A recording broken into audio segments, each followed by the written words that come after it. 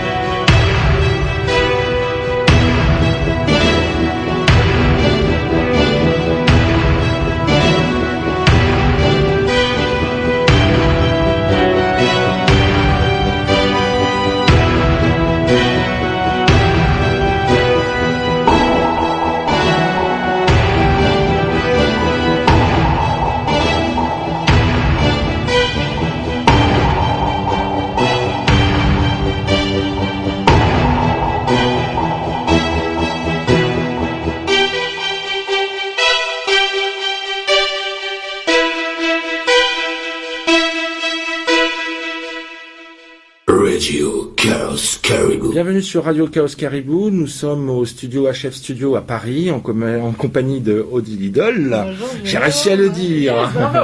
Pour une interview exclusive. Alors bienvenue sur notre antenne. Merci.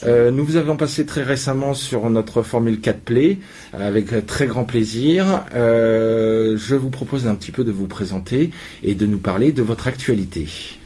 Alors, merci de m'accueillir. Mon actualité, déjà demain je donne un webinaire qui s'appelle « Osez gagner votre vie sans la perdre ». Comment gagner votre vie sans la perdre ? Les 3 clés essentielles pour devenir l'artiste businessman de votre vie. Voilà, donc ça c'est la première...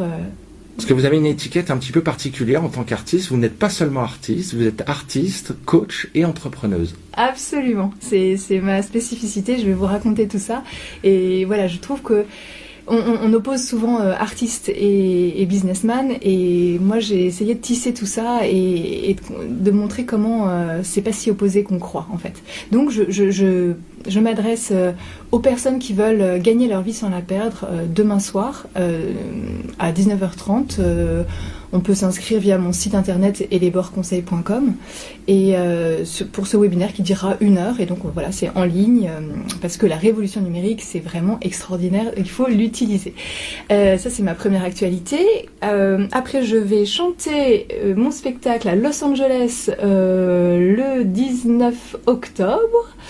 Oui, c'est extraordinaire. C'est une ancienne cliente qui m'a dit mais il y a toute une communauté qui t'attend là-bas à Los Angeles, alors viens chanter et puis passer des vacances. Je suis pas contre non plus, donc j'en profite. Je fais les deux. Et puis surtout, avant le 19 octobre, il y a le week-end Osez gagner votre vie sans la perdre du 7 et 8 octobre. Alors, je garde ma formule magique parce que c'est vraiment ça la thématique. Donc c'est un week-end qui aura lieu à Versailles pour des personnes qui veulent mettre plus de créativité dans leur vie professionnelle, qu'ils soient artistes ou qu'ils ne le soient pas, qu'ils soient artistes qui s'ignorent ou artistes inavoués, ou enfin voilà, il y a toujours quelque chose d'artistique à refaire pétiller dans leur vie professionnelle, et moi c'est ça qui me fait vibrer. Donc après Los Angeles, et après le Théâtre de la Contrescarpe, les vendredi 10 et samedi 11 novembre à Paris, donc au Théâtre de la Contrescarpe à 20h, mon spectacle « Osez gagner votre vie sans la perdre » avec du One Woman Show, des chansons de filles pour de rire et 3 secrets du cerveau pour... développer sa créativité dans sa vie professionnelle et donc être joyeux, créatif, contribuer à la beauté du monde et gagner sa vie. Quand on vous écoute, on a vraiment l'impression que les 3 sont intimement liés, qu'il n'y a jamais un moment où vous êtes totalement artiste, totalement coach ou totalement entrepreneuse, mais que vos 3 rôles ou ces 3 domaines dans lesquels vous excellez, il faut le dire quand même. Merci, c'est gentil. Nous avons fait notre petite investigation comme d'habitude. Radio Chaos Caribou ne laisse rien au hasard. Donc nous avons fait notre petite investigation et on a vraiment l'impression que les 3 sont totalement imbriqués, que quand vous chantez, il y a une part de coach et d'entrepreneuse derrière, que quand vous êtes coach, vous vous servez de votre côté artiste pour me pointer auprès de votre auditoire des choses importantes, et il y a la fonction entrepreneuse parce que vous êtes seul dans votre démarche actuellement, vous travaillez seul et vous progressez seul, et donc les trois sont intimement liés. C'est vraiment voulu dès le départ ou c'est quelque chose qui s'est fait naturellement? Ah là là, c'est une super belle question. Ça s'est tissé progressivement. C'est quelque chose que j'ai toujours voulu. En fait, j'ai toujours rêvé d'avoir vraiment trois choses dans ma vie professionnelle. Je voulais un métier créatif, c'est-à-dire amusant, c'est synonyme pour moi. Je voulais un métier, comme je disais tout à l'heure, un métier qui contribue à la beauté du monde, c'est-à-dire qui est au service en fait des autres et qui me permet d'exprimer qui je suis dans ce que je peux apporter au monde, quoi, en aidant les autres. Et enfin, un métier qui me permette de gagner ma vie. Et c'est vrai que je pense que les trois choses sont pas du tout si opposées qu'on croit, et c'est un peu des mots... On pourrait dire des mots un peu tabous. Artiste, on a tous des représentations un peu clichés par rapport à voilà la version repoussoir de l'artiste, complètement bohème, rebelle, le ténébreux, qui est incapable de tenir des horaires ou d'aller jusqu'au bout de quelque chose, qui concrétise rien, etc. Donc voilà, en même temps il y a la version magnifique qui est quelqu'un qui a toujours des idées qui décalent et qui met de la poésie partout dans sa vie. Quelqu'un qui brille aussi en permanence. Ouais. L'artiste. Oui, c'est vrai. Qui a toujours un petit éclair quelque part dans le regard, et voilà. Et donc, qu'est-ce qu'on retient de cet artiste? Le coach. Mais moi, je pense qu'en fait, j'ai cherché un peu toute ma vie un coach. Enfin, je savais pas que ça s'appelait comme ça. D'ailleurs, c'est un mot qui est devenu à la mode, mais il y a plein ça représente plein de réalités différentes. Souvent, en fait, je sens que quand je dis coach, les gens entendent soit que je suis experte, donc que je vais... ah oui, coach dans quoi? Donc je vais transmettre ma spécialité. Bon, en fait, pour moi, ça c'est plus prof que coach. Ou alors, ils pensent que je suis un peu en mode coach sportif, donc c'est quelqu'un qui va dire ouais, super, tu peux le faire, vas-y, qui pousse.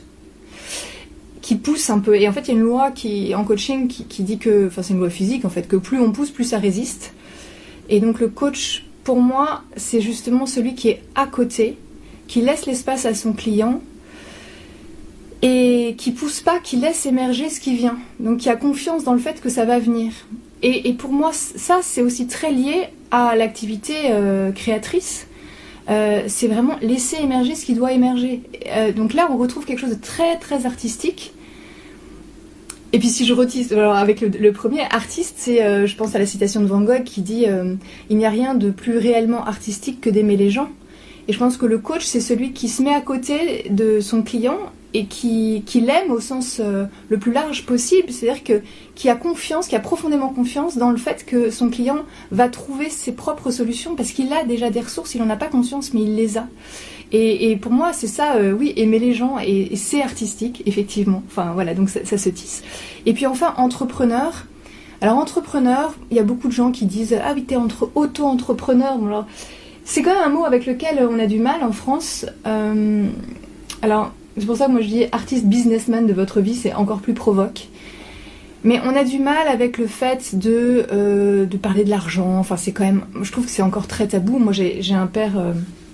J'ai deux parents médecins, une mère qui a éduqué ses 5 enfants et mon père médecin, et je sentais qu'il y avait quand même...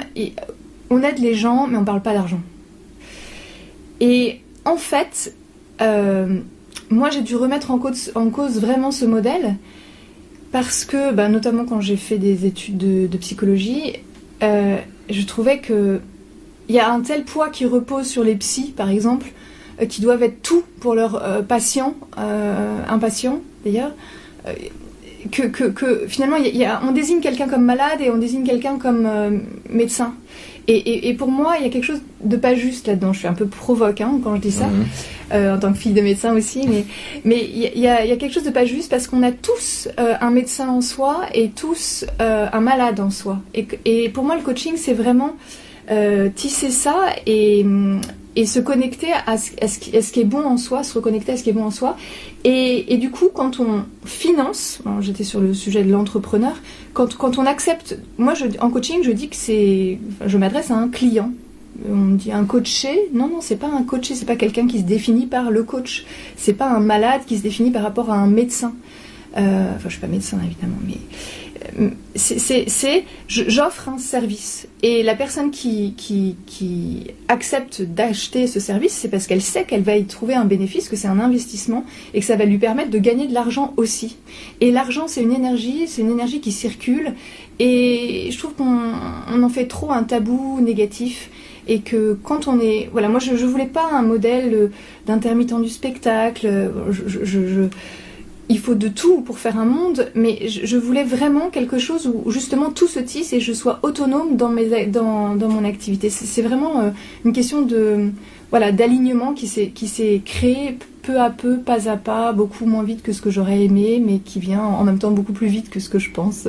On a vraiment l'impression que du fait de cette trinité un petit peu de rôles, tu as trouvé ta voie et que tu t'épanouis complètement de cette manière-là. Ouais, c'est vraiment étonnant. Pourtant, j'ai tellement cherché dans le mauvais sens en plus. J'ai tellement fait le contraire de ce qu'il fallait. Ouais, mais c'est vrai que me former au coaching... D'un autre côté, cette expérience négative, entre guillemets, fait qu'aujourd'hui, tu te permets de pouvoir utiliser cette expérience-là au service des autres et de le proposer à tes clients, mais à la fois aussi en spectacle, parce que quand on écoute un petit peu tes chansons attentivement et qu'on écoute les textes, comme Radio Chaos Caribou le fait, Just Saying, ça c'est fait. C'est dit. Que ton expérience personnelle est non seulement chantée, mais proposée aux autres, non pas comme un miroir de leur propre expérience, mais en disant voilà moi où j'étais, voilà ce que je me suis dit, voilà où j'en suis maintenant. RKC Radio Chaos Caribou. Radio Chaos Caribou.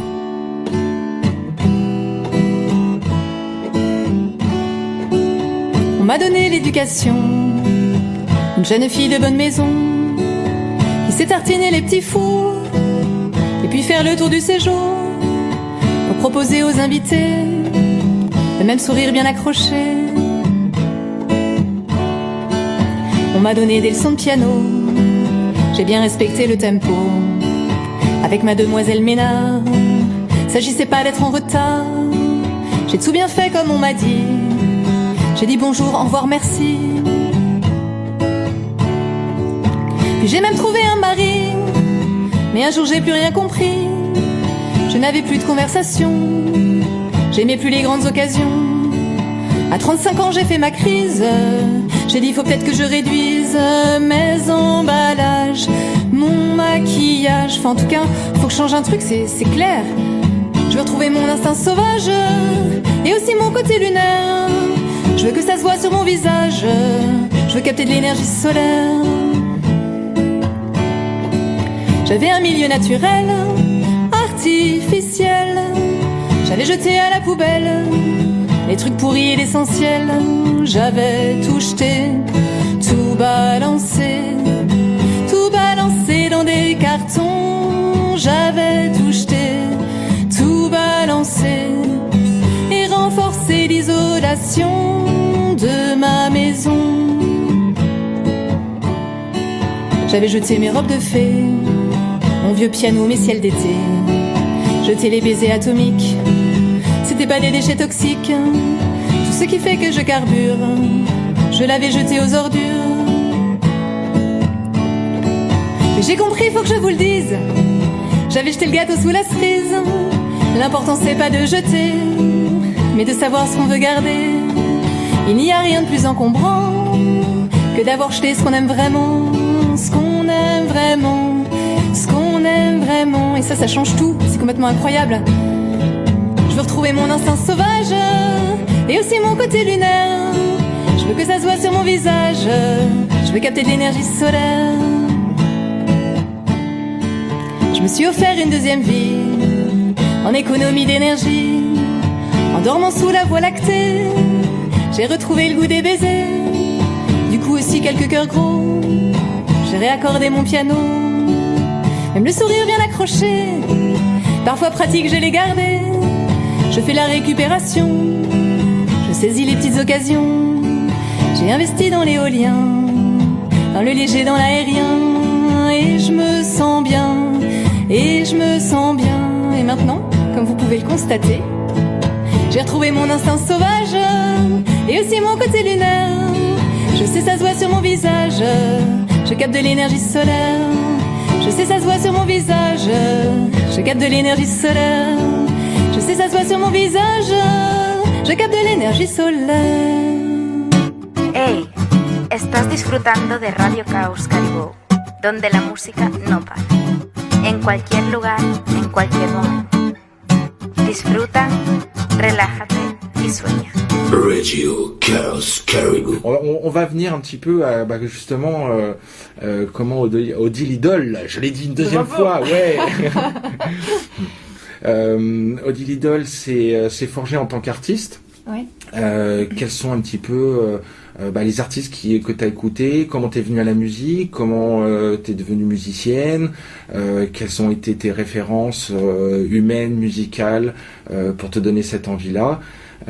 La parole est à toi. Merci. Alors, grande question, mais moi tu sais, je suis très bavarde, alors il faut que tu... la musique, bien écoute, la musique, il y a toujours eu de la musique à la maison.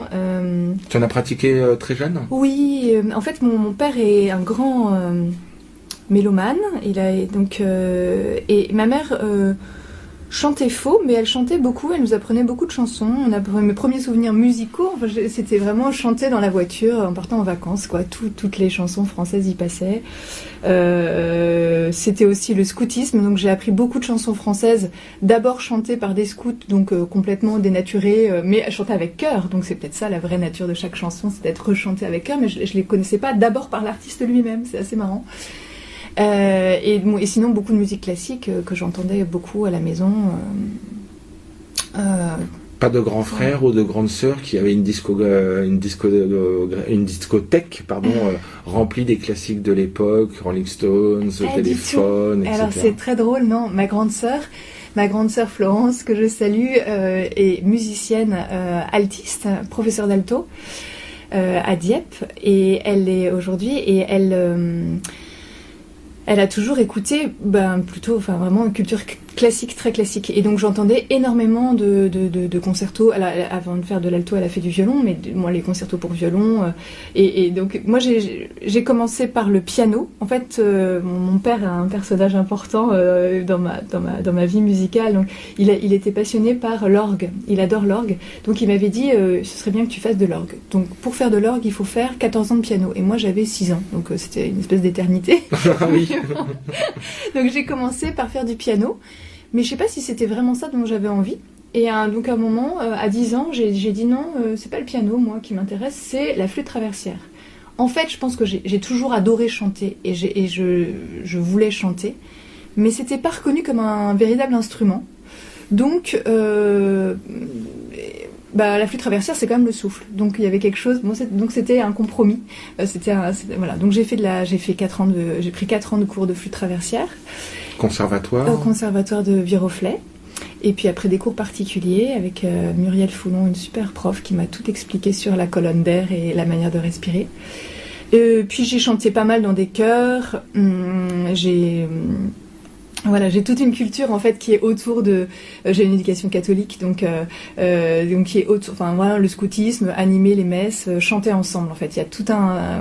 Pour moi, ça, c'est chanter, célébrer et chanter, c'est louer. J'ai pris pas mal de distance par rapport à l'église catholique. Je suis pas là pour parler de l'église catholique, mais en même temps c'était incroyable pour moi. Chanter régulièrement et en communauté, ça a été quelque chose de très très marquant. Beaucoup d'artistes américains, de grandes chanteuses de soul, de jazz, etc. viennent justement du chant en communauté dans leurs églises. Beaucoup ont commencé très jeunes à chanter, etc. Donc c'est vrai que le chant en communauté, le fait de partager une émotion musicale avec d'autres personnes est quelque chose de, je pense, de très important. C'est pas que chanter tout seul dans son coin sous la douche, etc.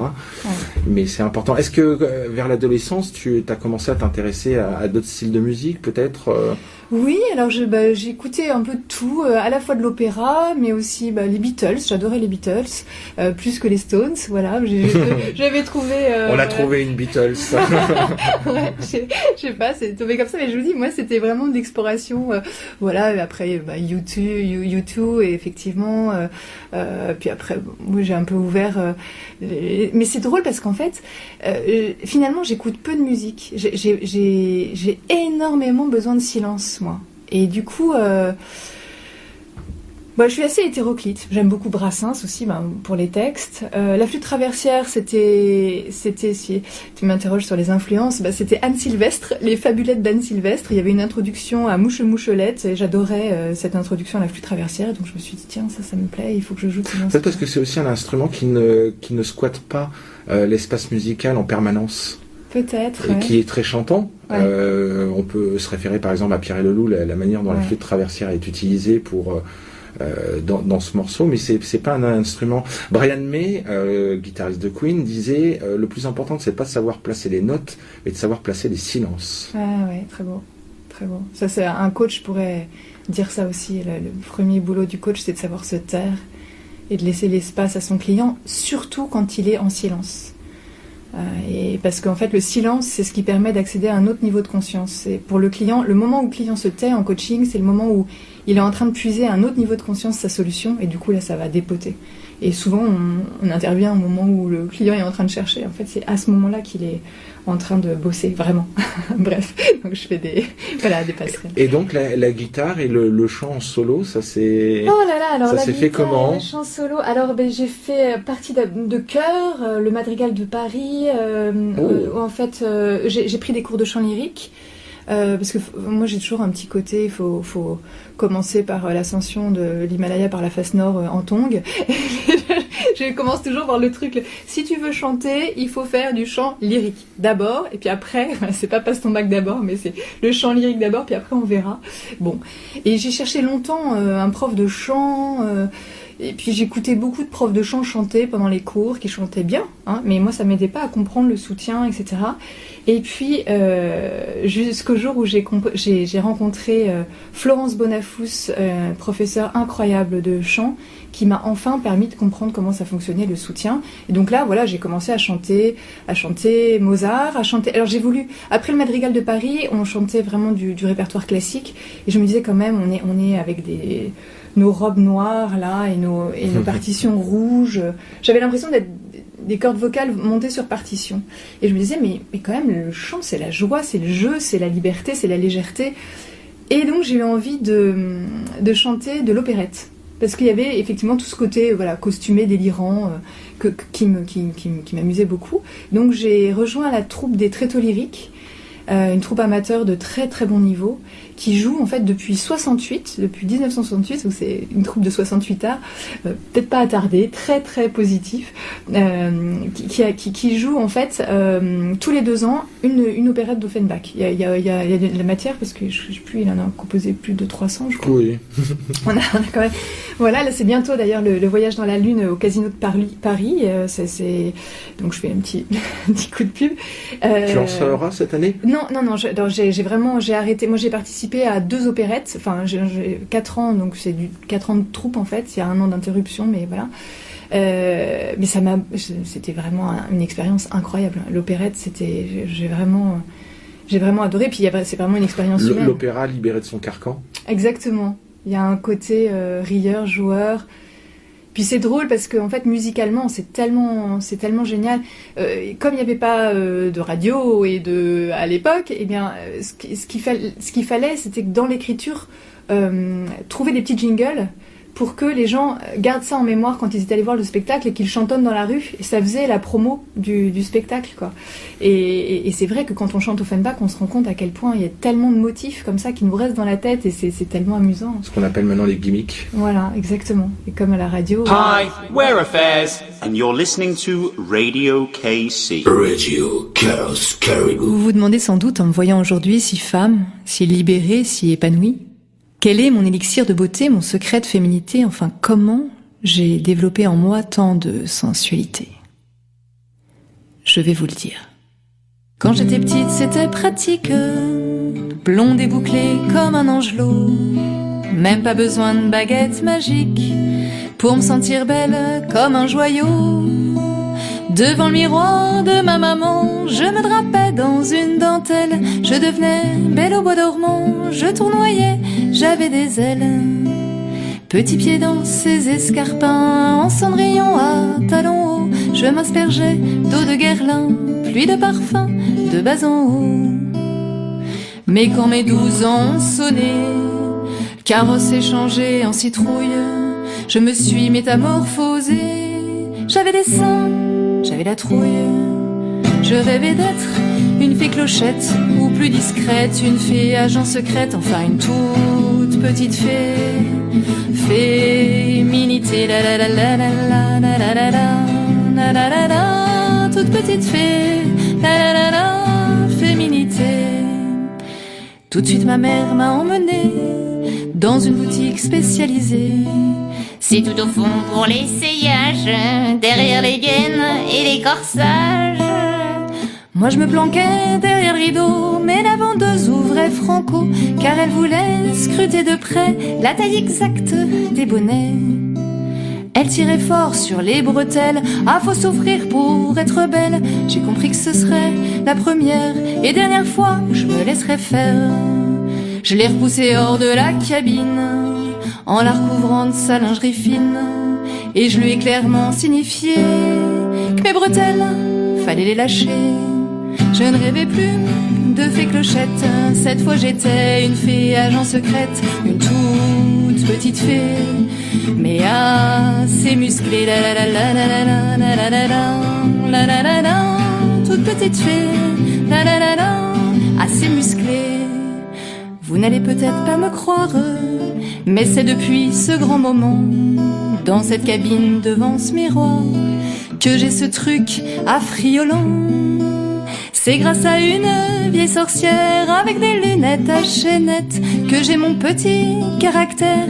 Et puis que 007, ben c'est mon mec. Mon secret de féminité, maintenant je peux vous le dévoiler. C'est mon soutien-gorge, couleur chair, extensible en polyester. Miroir, mon beau miroir, je ne rêve plus de contes de fées. Et c'est peut-être ça le fin mot de l'histoire. Pour être belle, faut pas souffrir.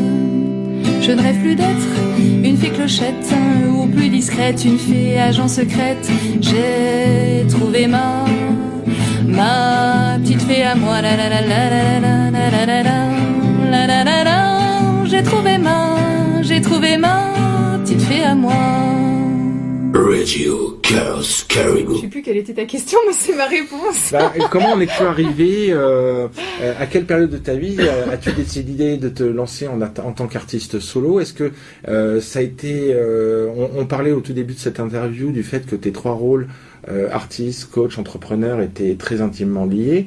Est-ce que tu t'es d'abord lancé en tant qu'artiste, puis tu as vu que dans ta vie de coach, tu pouvais utiliser le côté artistique, et du coup, comme tu voulais te lancer, il fallait devenir entrepreneur, ou est-ce que c'est en tant que coach, tu t'es dit, c'est dommage que je n'utilise pas justement toute la ferveur, la chaleur, et on parlait de chant en communauté, et tout ce que peut amener la musique comme chose positive auprès des gens dans ma fonction de coach.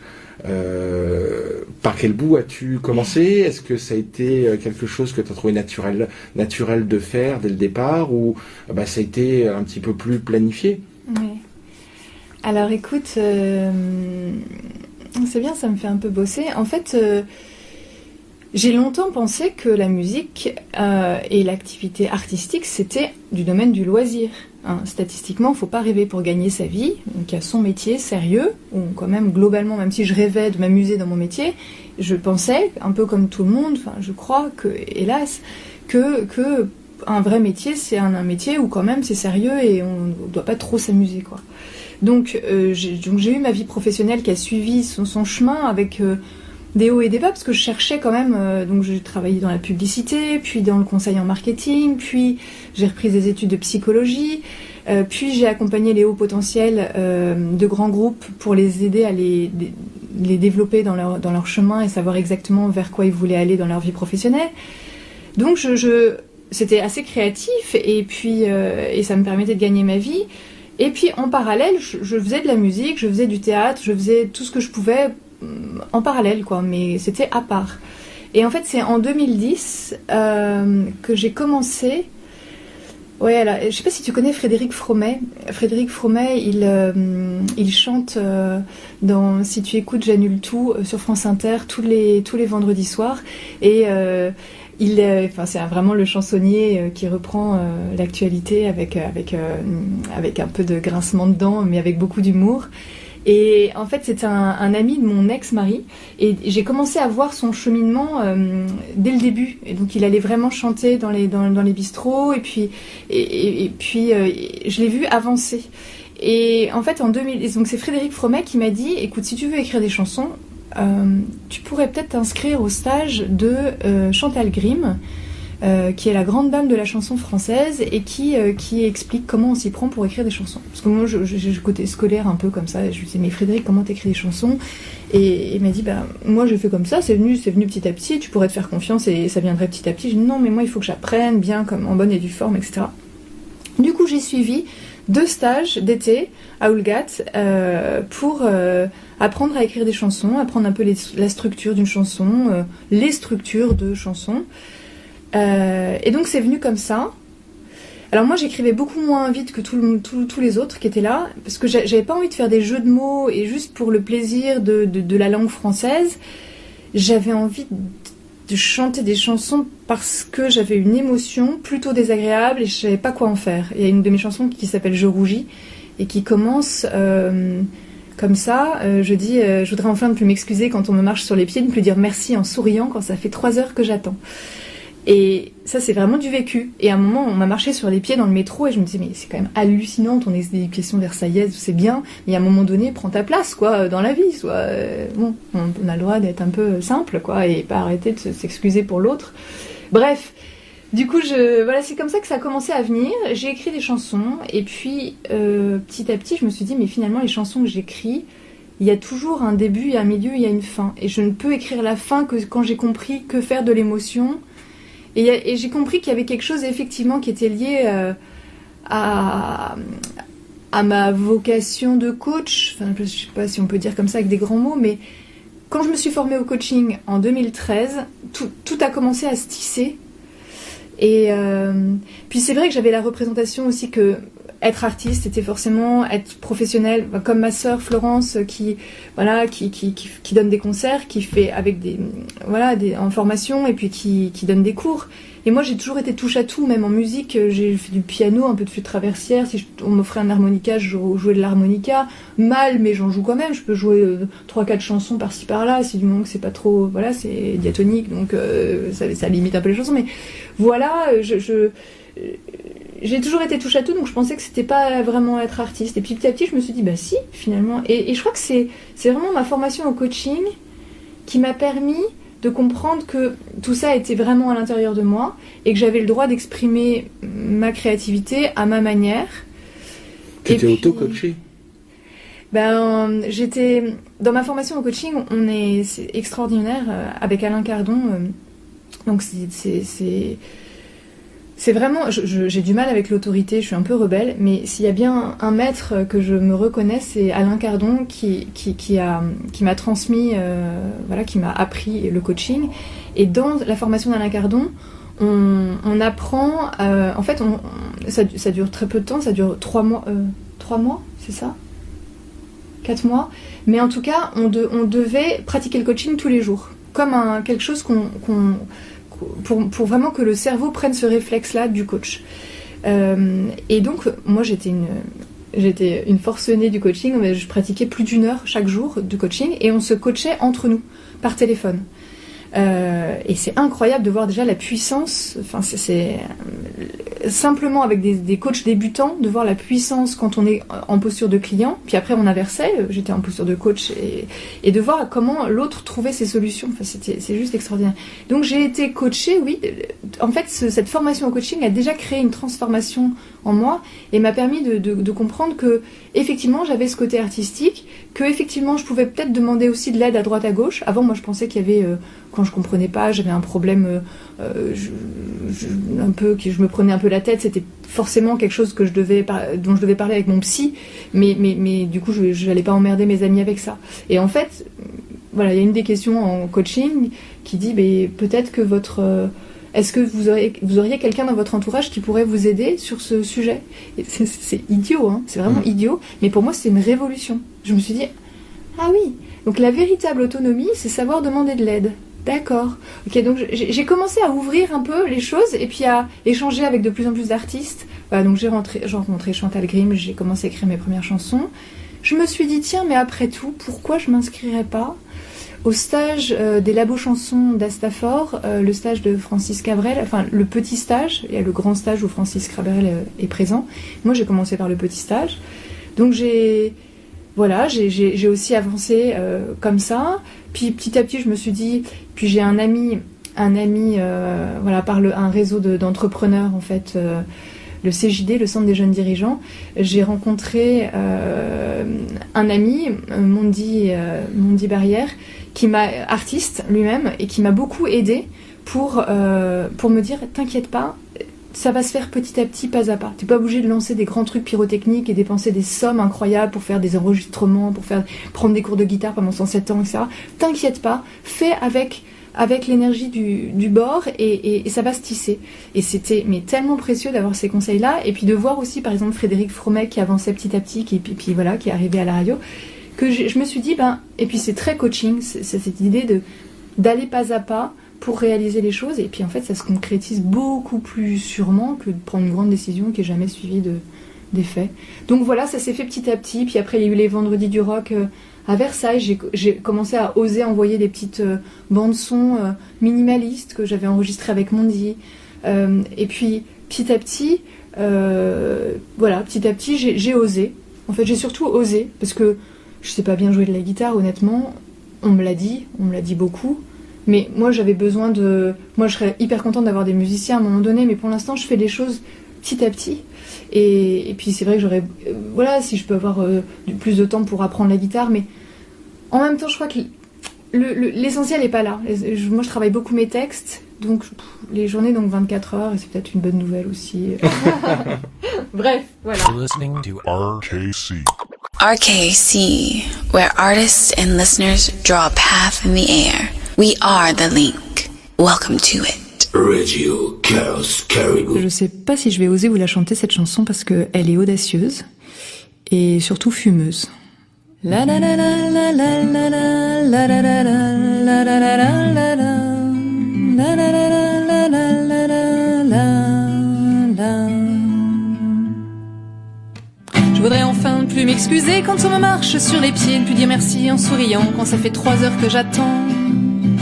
Oser balancer une petite phrase avant d'enflammer une gauloise, rejeter lentement la fumée, tourner les talons et me barrer. Au lieu de ça, moi je rougis, je me consume, je pars en volute. Au lieu de ça, moi je rougis et puis je m'écrase.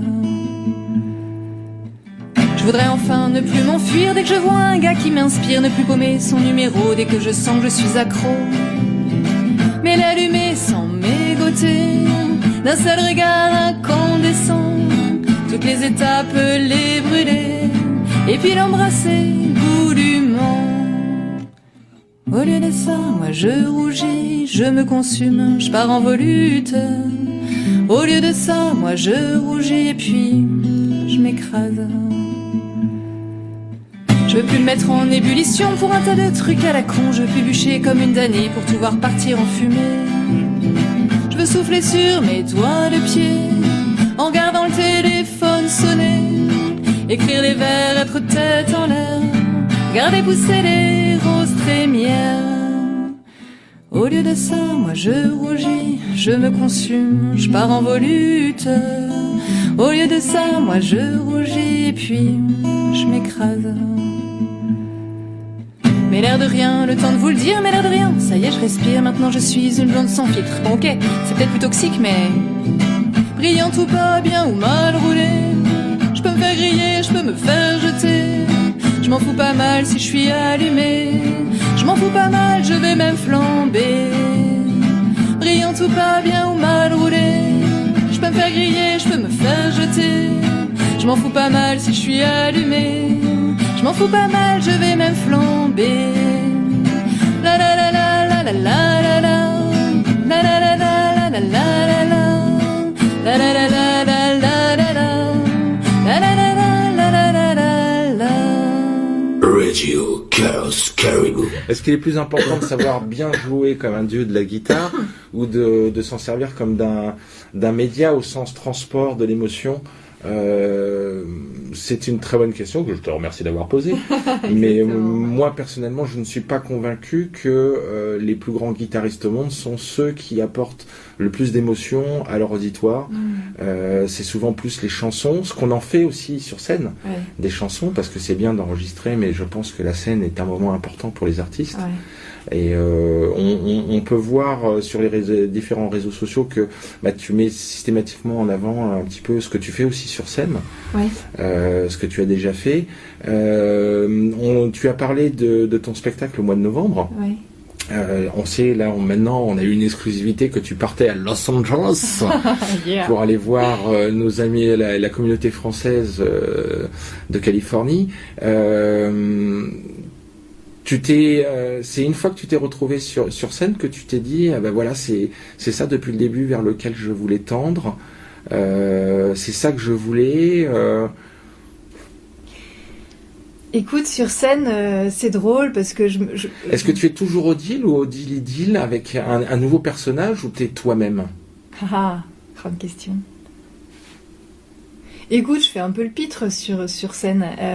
Alors oui, mon nom d'artiste c'est Odile Idole. Odile Idole. Odile Idylle, c'est encore plus glamorous, mais Odile Idole. Mais c'est ça, c'est peut-être ça aussi la clé de mon personnage. Odile, c'est un prénom un peu désuet. D'ailleurs, moi, j'aime beaucoup tout ce qui est désuet. L'opérette, c'est complètement désuet, mais j'adore ça.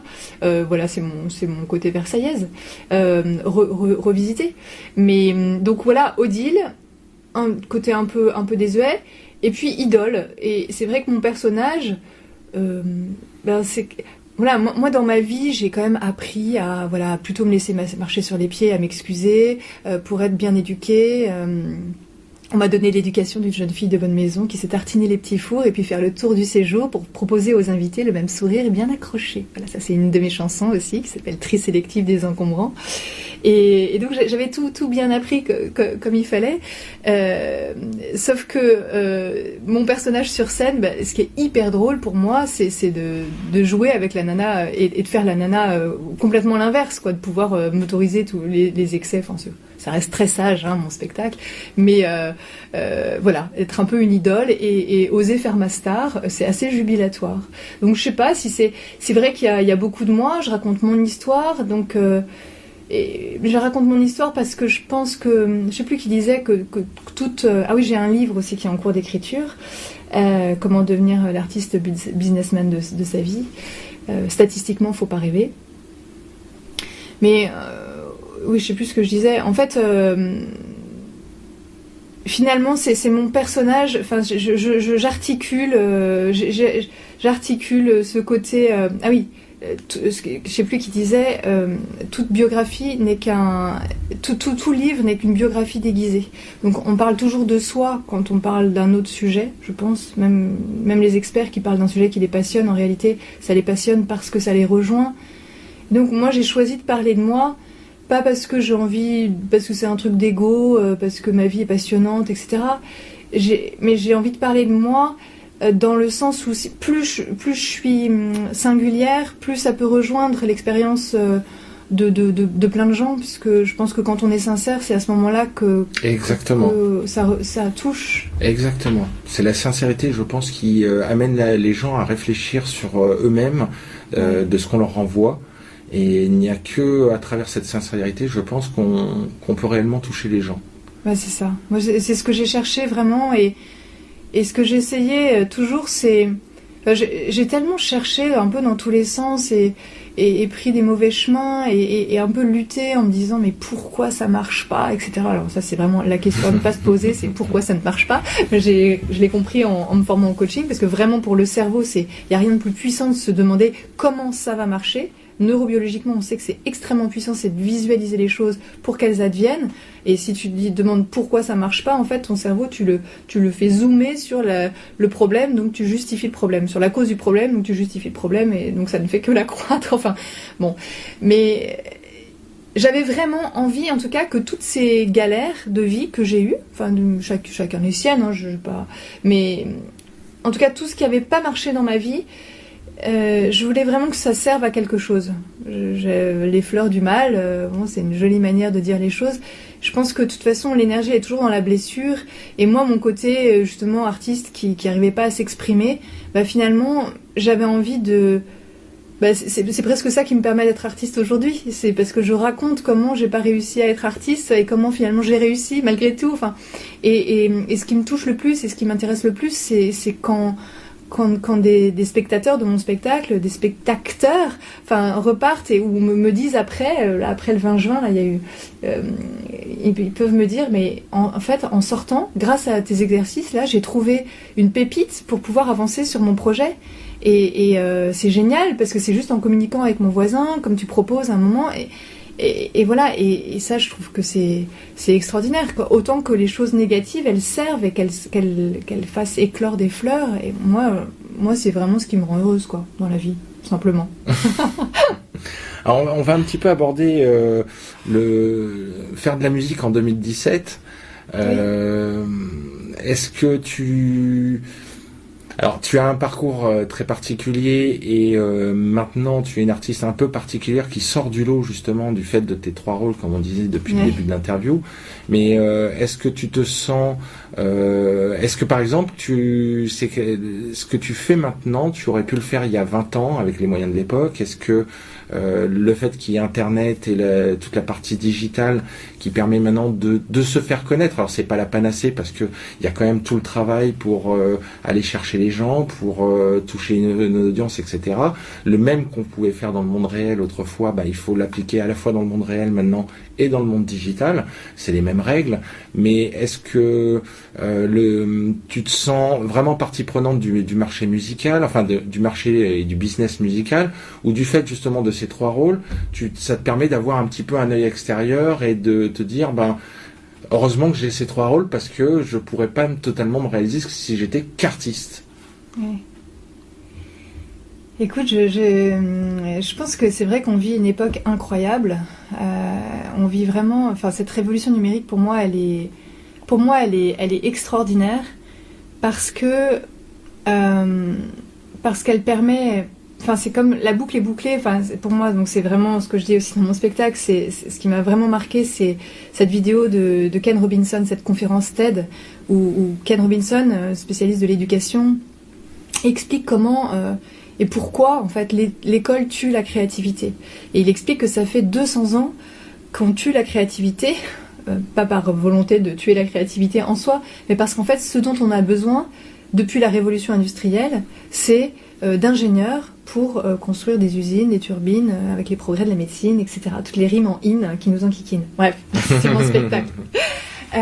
Et que donc on a formaté tout parce que en mode industriel, il y a des classes d'âge, on est une société technique, voilà. Et c'était l'heure de cette société technique et super.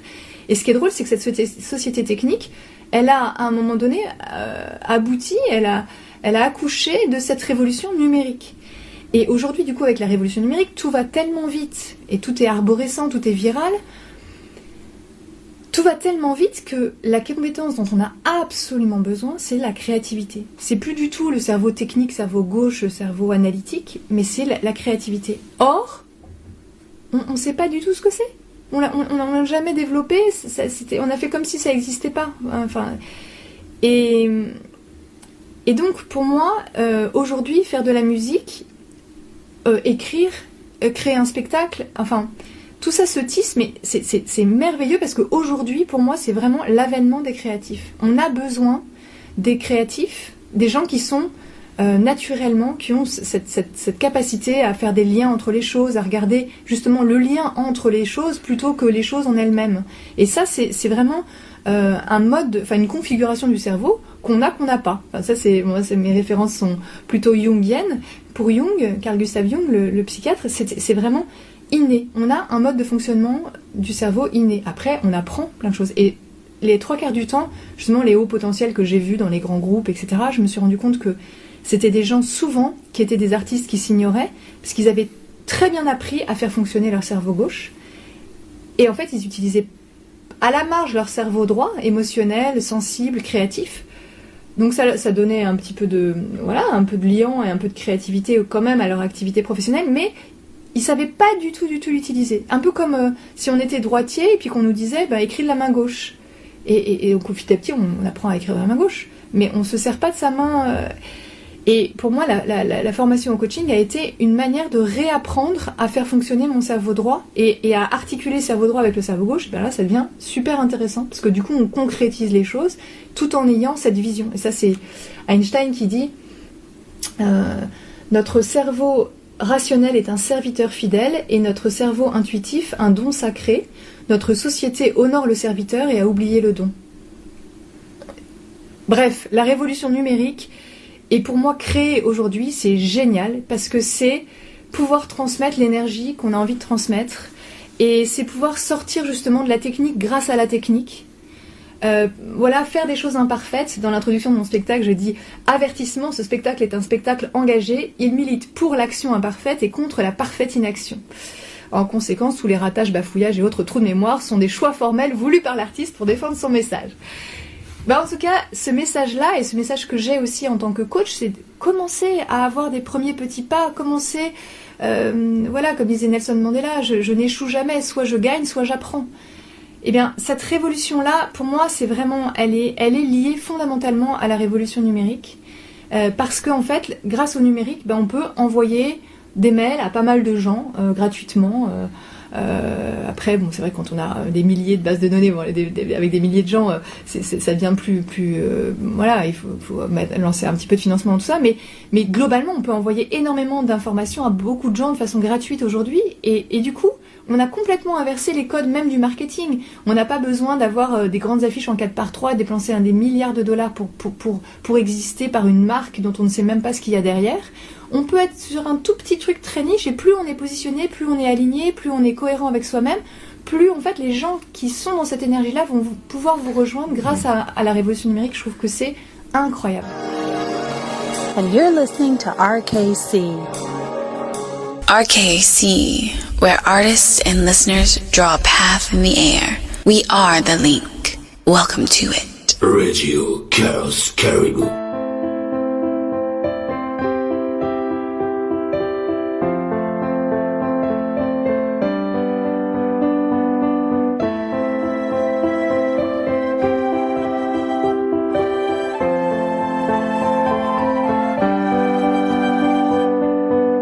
Il m'a dit là je t'interromps, tu vivras pas de ta passion. Il m'a dit tu sais ma jolie, je ne veux pas te faire de peine, mais si tu veux gagner ta vie, je te dis ça parce que je t'aime. Statistiquement faut pas rêver, statistiquement faut pas rêver. Pardon je vous ai pas présenté, lui c'est le monstre de compagnie que j'ai fini par adopter. On m'a tant dit et répété. Pour qui tu te prends pour une artiste? Je plains tes parents, ça c'est pas triste. Je finis par avoir en moi une petite voix qui me dit tout bas: t'as un problème, t'es pas mateuse, t'es touche à tout, plutôt joueuse, bien trop sensible, pas très carré, sois raisonnable, faut pas rêver. Moi je pouvais pas m'en empêcher, je rêvais d'être funambule, pêcheur d'étoiles au clair de lune, ou petit rat de l'opéra.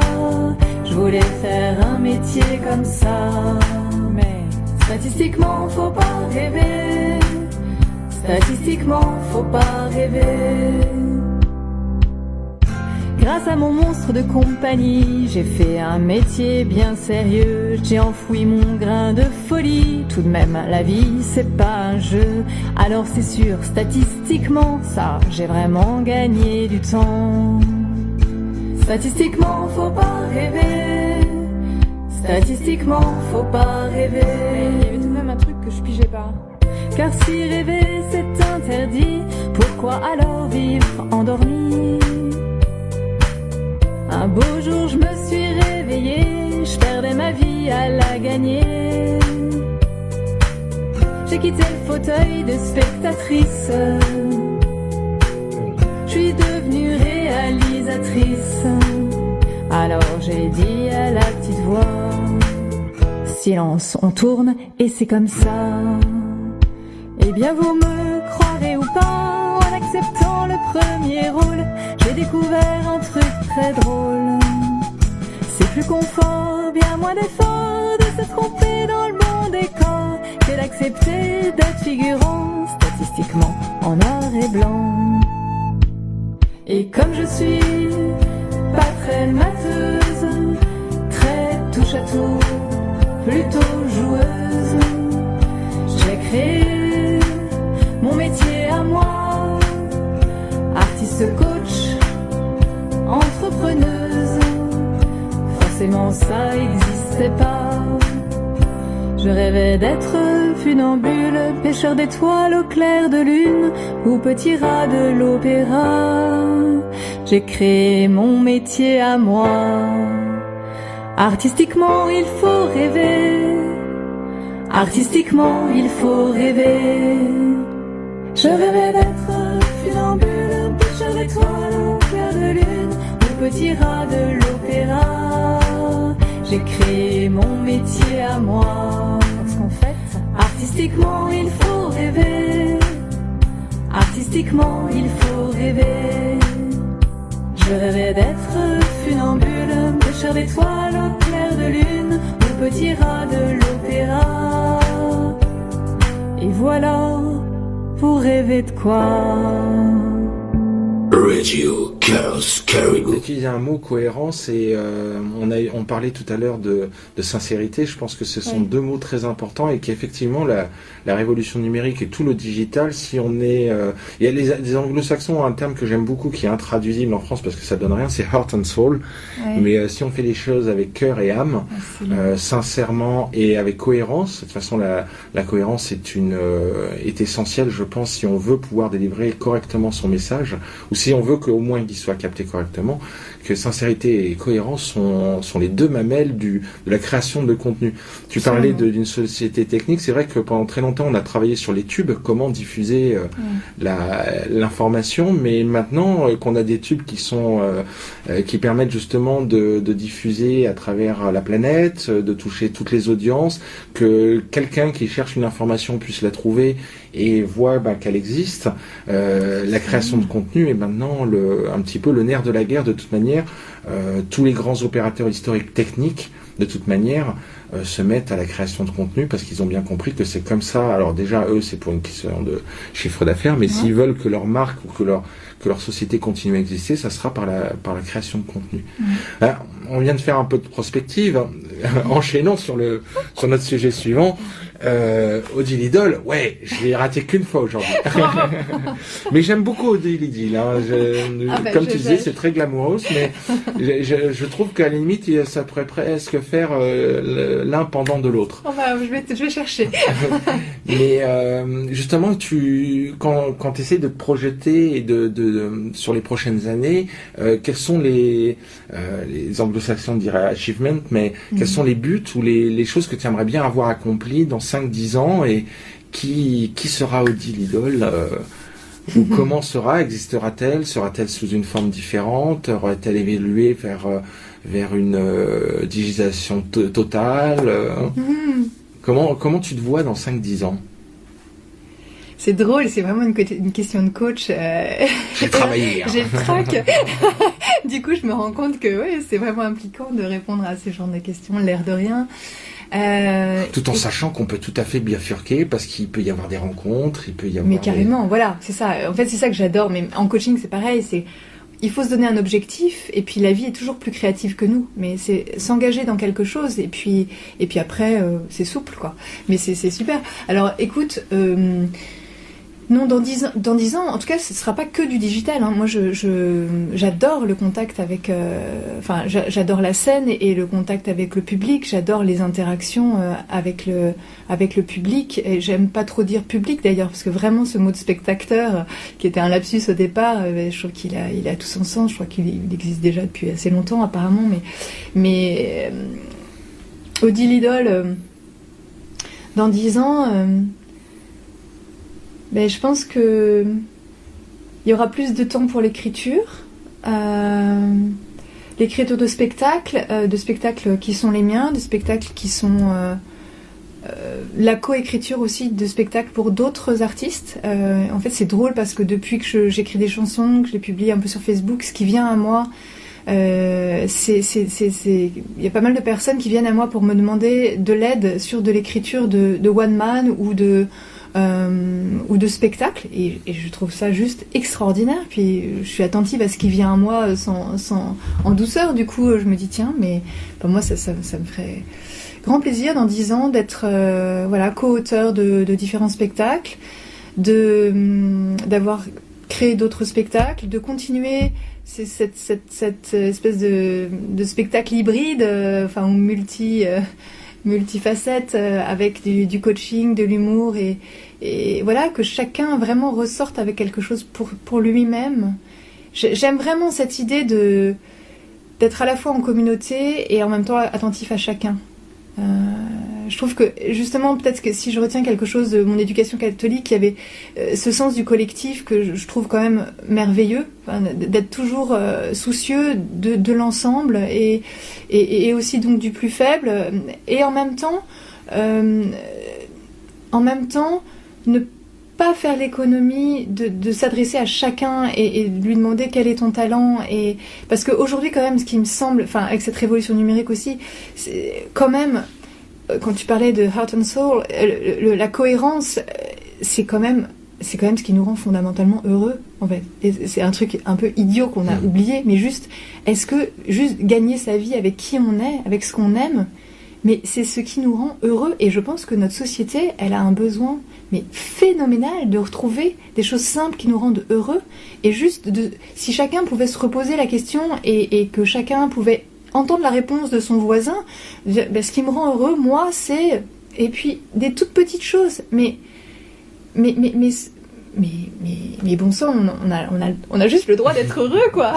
Je sais pas, moi, il me semble que l'éducation et l'école et tout ça, c'est tellement contraignant, et faire des efforts, et puis s'exercer et puis avoir le goût de l'effort. On a oublié la notion du plaisir. C'est quand même incroyable, quoi. Donc réintroduire un peu moi j'appelle ça du féminin, quoi, de la douceur, du plaisir, de la réception, de l'accueil, et d'enthousiasme, un Dieu intérieur, étymologiquement, c'est magnifique le mot d'enthousiasme. Et pour moi, le 21e siècle, André Malraux disait, il sera spirituel ou ne sera pas. Pour moi, le 21e siècle sera féminin ou ne sera pas. Féminin, pas au sens de c'est nous les femmes, au sens où chacun, femme et homme, vont se reconnecter à leur féminin. Qu'on réinjecte un petit peu de sensibilité dans ce monde de sens, de sensibilité, de cœur et du coup de plaisir en fait. Voilà, c'était Odile Idol qui était avec nous sur Radio Chaos Caribou, que nous remercions vraiment d'avoir pris le temps sur son emploi du temps surchargé de nous rejoindre dans le studio pour cette interview. C'est une artiste que nous vous conseillons. On a utilisé beaucoup de mots qui ont attrait au plaisir et c'est un vrai plaisir que de discuter, de l'écouter, de la regarder faire sur scène. Nous vous conseillons ce spectacle sur Paris au mois de novembre. Vraiment, si tu peux nous en redonner le titre et le lieu. Merci. Osez gagner votre vie sans la perdre, les 10 et 11 novembre au Théâtre de la Contrescarpe à Paris. Les billets sont réservables sur billetsreduc.com ou au Théâtre de la Contrescarpe par téléphone. Et tout ce que nous te souhaitons pour les prochaines semaines, prochains jours, prochaines semaines, prochaines années, c'est du plaisir à prendre toute seule ou avec les autres. Ensemble. Merci beaucoup à Radio Chaos Caribou. Merci Jérôme pour cette interview. Merci de ce travail archi professionnel et très touchant. Je suis vraiment ravie d'être venue aujourd'hui. Et longue vie à Radio Chaos Caribou aussi. Merci beaucoup. Radio Chaos Caribou. C'est Odile Idol. Vous écoutez Radio Chaos Caribou.